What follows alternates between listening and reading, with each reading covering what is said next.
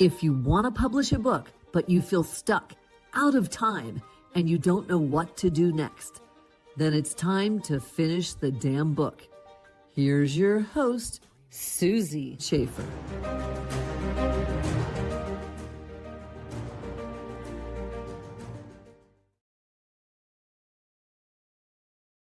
Welcome to this episode of Finish the Damn Book. I'm your host, Susie Schaefer.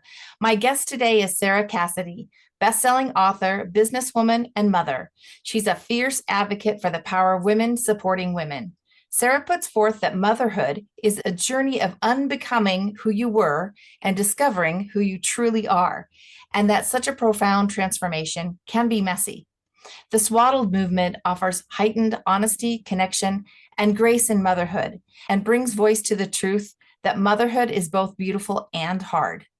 In the same way that babies receive comfort and security when swaddled, new mothers also require such embrace. Her book, Swaddled, is a collection of true, tender, and powerful stories about women navigating the rawness and the wonder of new motherhood. It is for expectant mothers dreaming of what's ahead, new mothers finding their footing, and seasoned mothers reflecting with compassion. Sarah believes that the more we share and the more truthful stories we tell, the less alone we feel.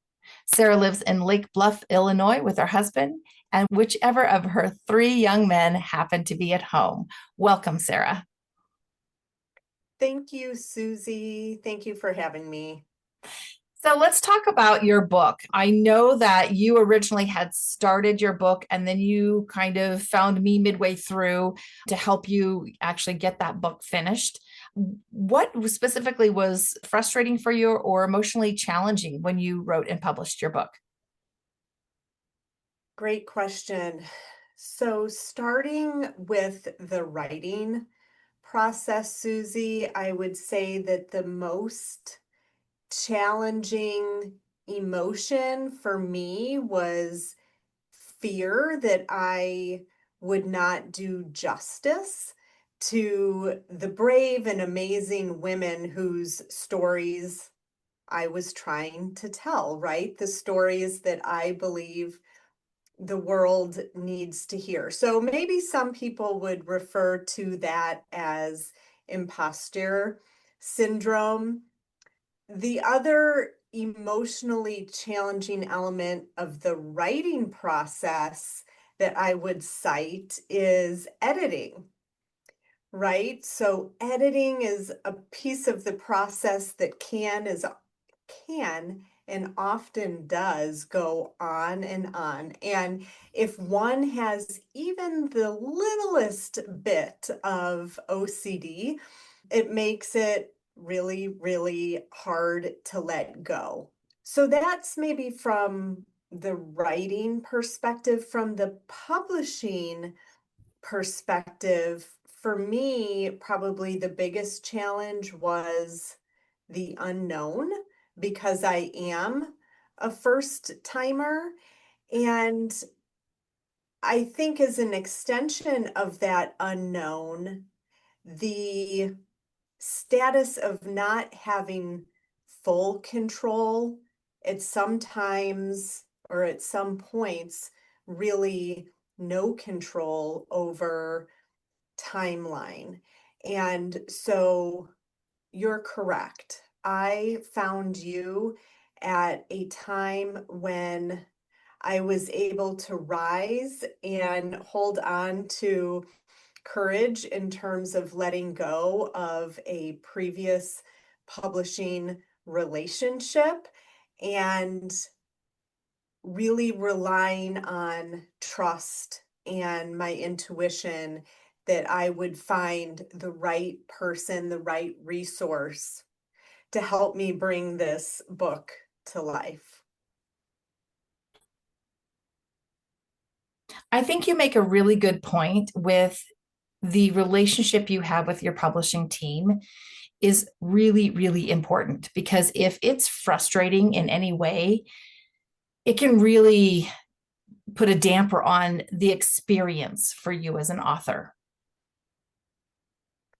Yeah, absolutely. And I think that I did use the word trust And for me, trust is the foundation of every fruitful relationship, collaboration, connection, right? So when I was able to leave that incessant cycle of waiting, right? Waiting on other individuals, it was absolutely freeing for me.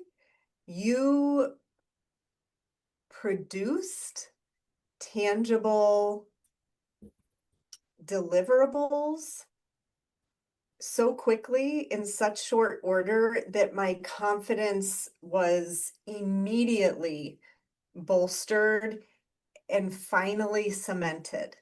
Once certain things in the publishing process, just to use an example, although to you it may not seem like a salient juncture, getting those ISBN numbers or a link to making this book real.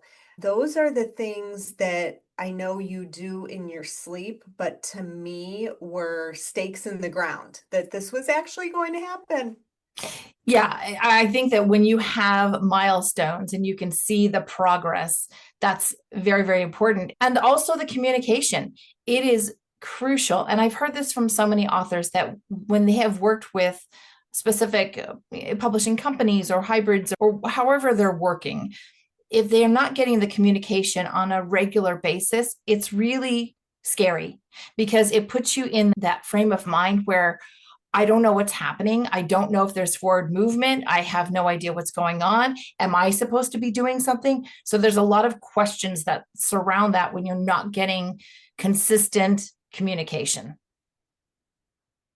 Yes, yes. I'm a person who thrives on milestones, progress, believing or hoping, that a certain thing is going to come next. And I think to kind of wrap a couple of the points that we just touched on, Susie, a couple of people, yourself included, helped me to come to a place where I now see the empowerment of individual or independent, rather, publishing. With the right people around me, I could do it my way. I created an imprint that is precious to me beyond any publishing company's imprint in terms of how it would be meaningful to me. So it all blossomed and became in a way I never would have or could have predicted. And in the end, working with you and this whole scene of independent publishing means that I am not beholden to any authority other than myself. And so that feels really sweet. That's amazing. I like the way you put that. Now, during the process of you writing and publishing this book, what was your journey like? Did you have any aha moments? I feel like I had quite a few aha moments, and as the universe tends to deliver them, they came at exactly the right time.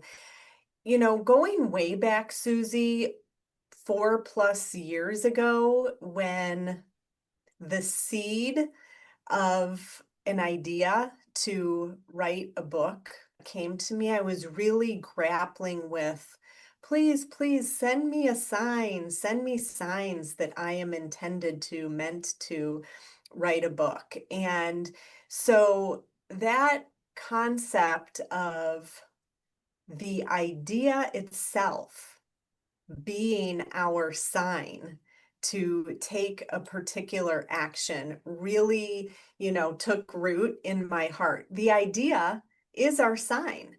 The idea is our yes. It is our impetus to take action. And so that was probably my first aha. I thought I had this beautiful idea, and that was not in and of itself an accident. So let's see what happens. And another aha that I would cite, and I know you know this about my journey, is that I kicked off the writing process. I kicked off the implementation of my idea as a work of fiction, as a novel with three characters, heroines, if you will, across whom I had distributed my own experiences as a mother. Well, one of those aha moments was a beautiful exercise of clarity during which I received the message that if my goal is to help mothers feel that they are not alone in the experiences that they are having, then it probably makes more sense to tell them real stories. And so maybe 150 pages in, a year and a half worth of writing, I pivoted and I started over. And at that point, the writing became easier.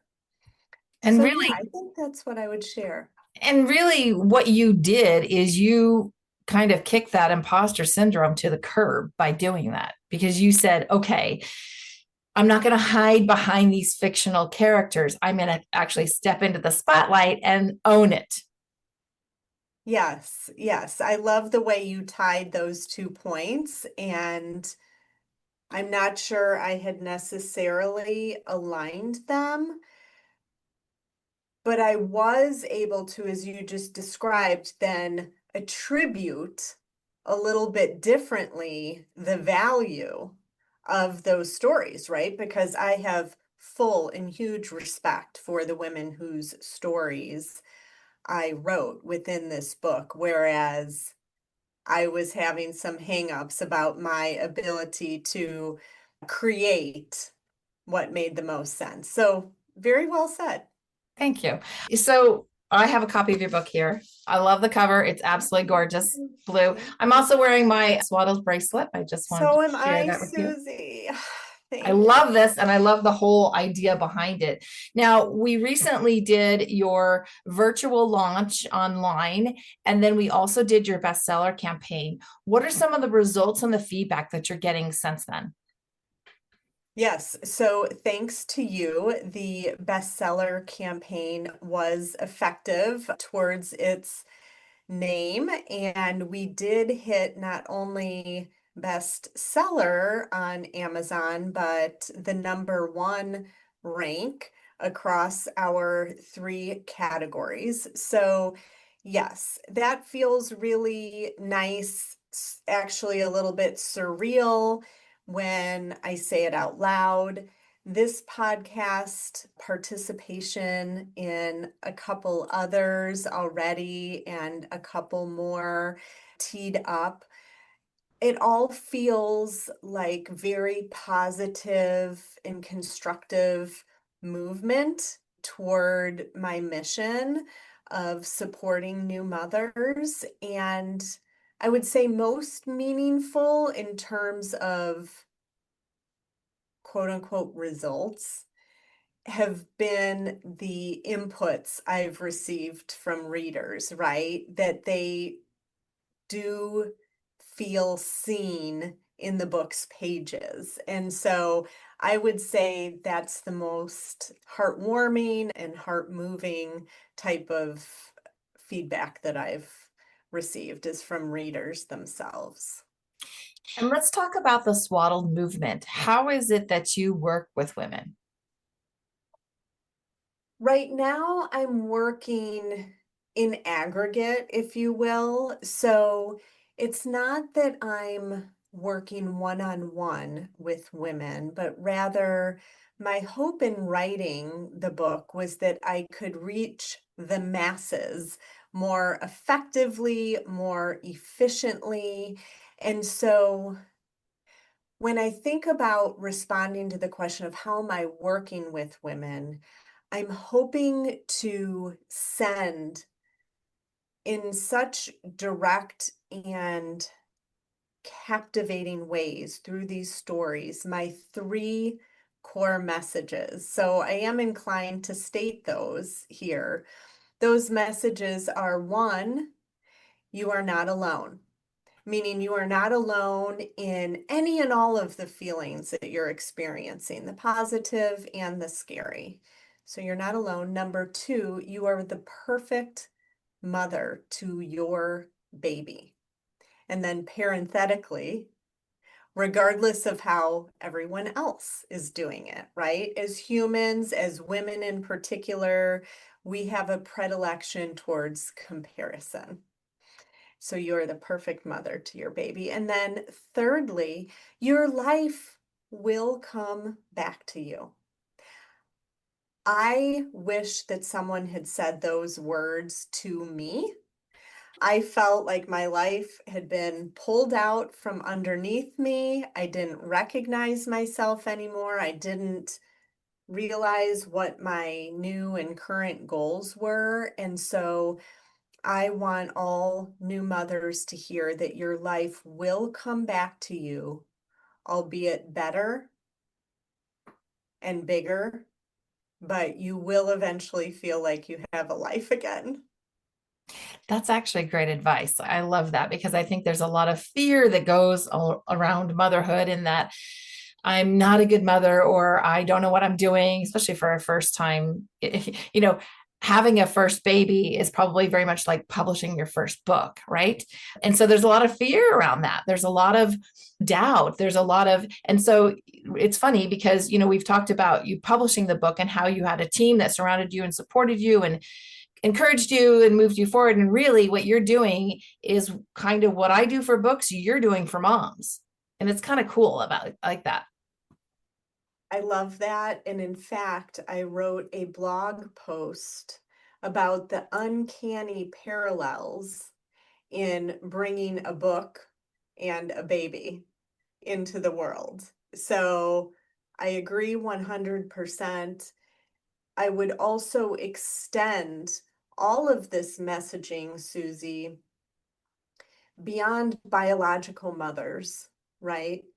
To women who become mothers in any way, whether that be adoption, surrogacy, and to all mother figures.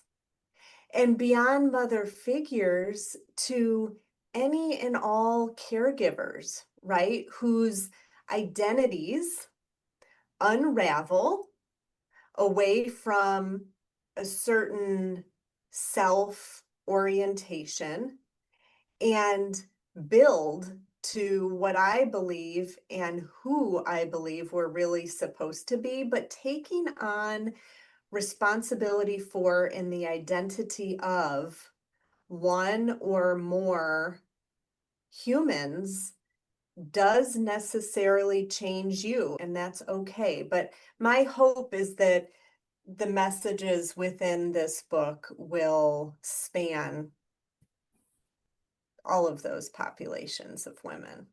I'm sure it will. What types of spiritual or faith-based experiences did you have as you were publishing your book, creating the Swaddled Movement, kind of bringing everything together to support your brand? Yeah, I love that question because the whole experience has been humbling all along the way, from the point where I did receive confirmation that the idea was the sign. It was humbling along the way. In the end, it was rewarding, but I would call out a couple of, tenets, spiritual tenets that I leaned on all along, and without doing so, never would have made it to the finish line. First of all, trust that calling. If something's poking at you, it's doing so for a reason. So trust the calling in terms of the idea. Two, and this is probably one of my biggest challenges is to surrender the details, to surrender the how. And I had to do that sometimes daily, sometimes twice a day, to say to myself, keep moving forward despite not knowing what's going to happen next. So surrender the details was very key to me. And that reliance on however you personally refer to source, the universe, God, as I referenced earlier, I worked hard to find the courage to say no to something that wasn't working for me. And part of the courage involved was in the fact that I was saying no to something I knew wasn't working prior to knowing exactly what would.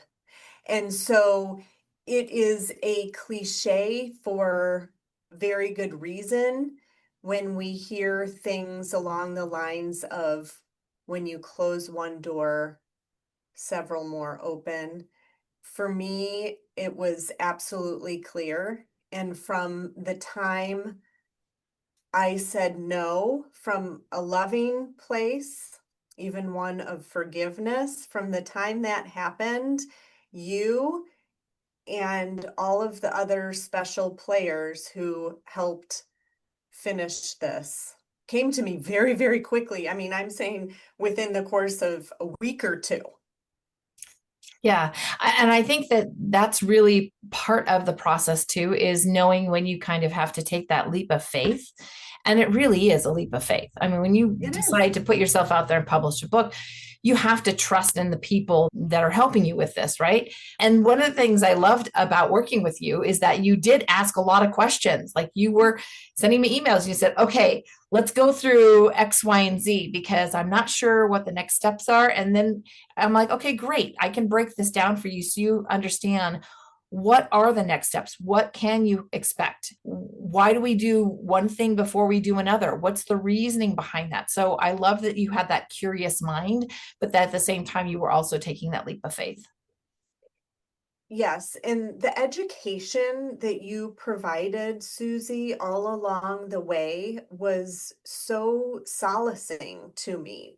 I came from that place of mysterious lack of understanding, and so to me, education and knowledge is comforting. And I think that's just who you are. I don't recall off the top of my mind whether you have any formal teaching certification per se, but you are a teacher, you are a sharer, and that is a very large, yet on the softer scale, benefit of working with you. So yeah, thank you for that. You always, and you're so prompt too in your in your responses to the questions.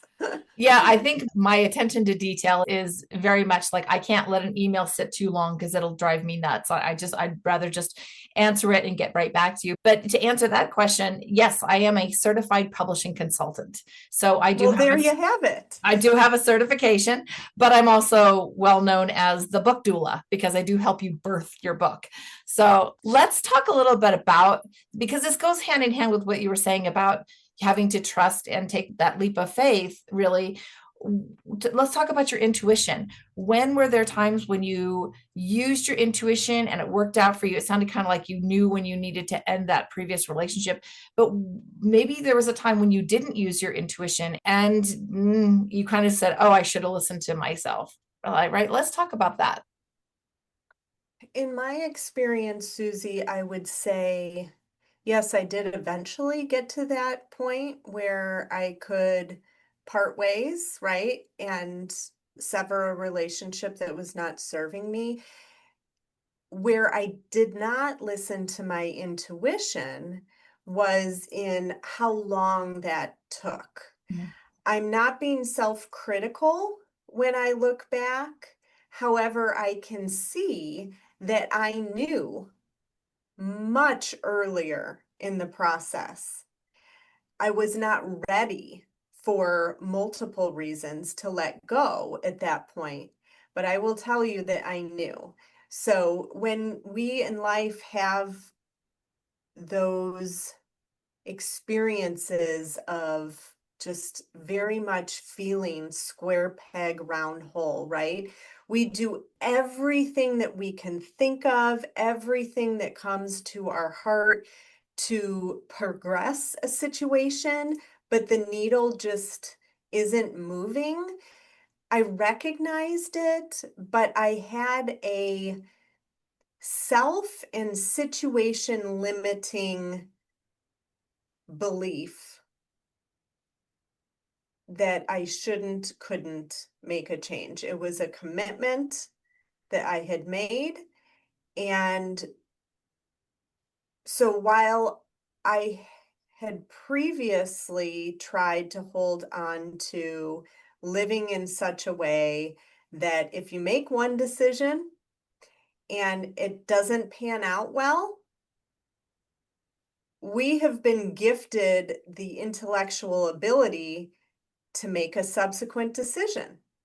And if that second decision doesn't work out, we can make a third decision. So it's like we're gifted with that fluidity and that autonomy, yet it is very hard to take advantage of when you feel stuck. And so I very much felt stuck, and it took a couple of individuals, people walking this world who shared their stories with me that made me realize, okay, that success could happen to me as well if I can be brave.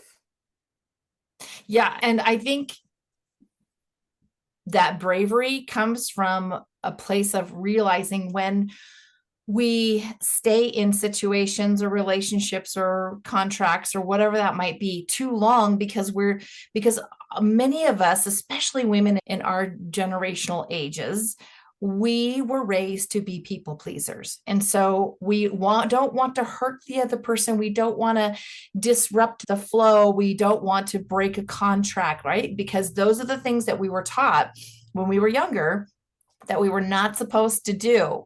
And so, as a recovering people pleaser, I Love it. understand that perfectly. And so sometimes we have to say, you know what?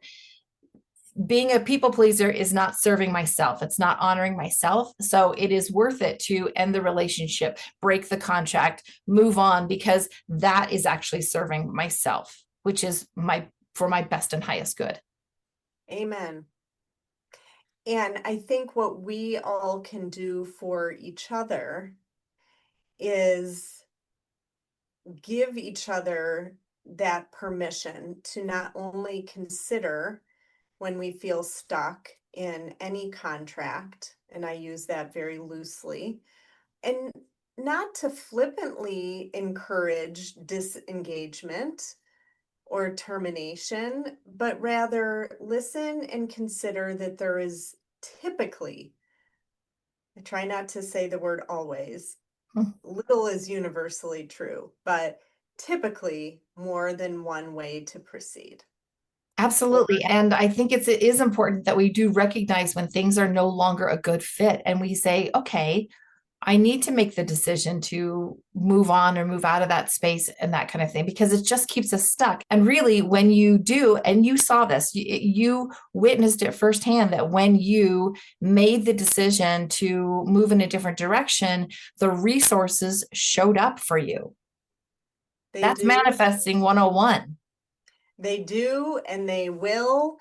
And I think sort of the cherry on the top of this element of our discussion is when I look back, I am now willing to admit that part of my stuckness was rooted in ego. Mm. So I really wanted to, or I thought I wanted to, work with a traditional publisher to bring my book into the world. I am a little surprised that I'm going on record here saying that to say that I had a publishing contract, deal, offer, however you want to say it, I thought was important to me. I got into a scenario that was not serving me, the delays, the waiting for somebody to do what they said they were going to do. You know, that's the definition of insanity if you let it go over and over and over, right? And so once I accepted that that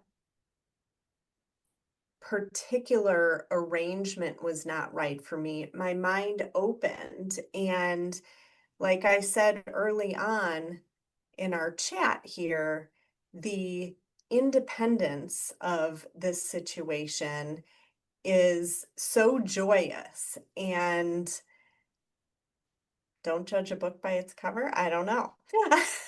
Well, I think you could judge a book by its cover because it's gorgeous. And I have to give a shout out to Claudine Mansour of Mansour Designs because she designed this beautiful cover for you and it is gorgeous.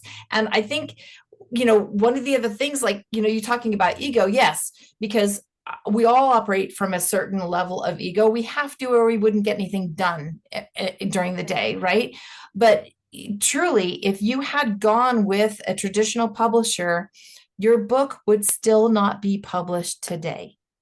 Well, that is correct. And the extension comment is that I realize now my desire, our ego exists to keep us safe, right? Absolutely. And so often ego is negatively connoted, but by definition, our ego exists to keep us safe.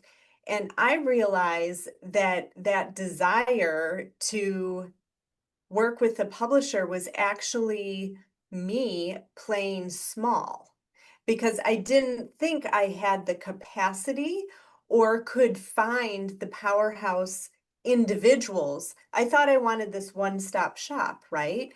And that they were going to do everything for me. But guess what? I could find those people, yourself included, Claudine included. I mean, I remember saying to my friend, 2 weeks after I said bye-bye, I found my people. And from there, the ship sailed. And that's empowerment. It's It is. empowerment because now you control everything about your book. It is a Correct. part of your brand. It is a part of what you are building.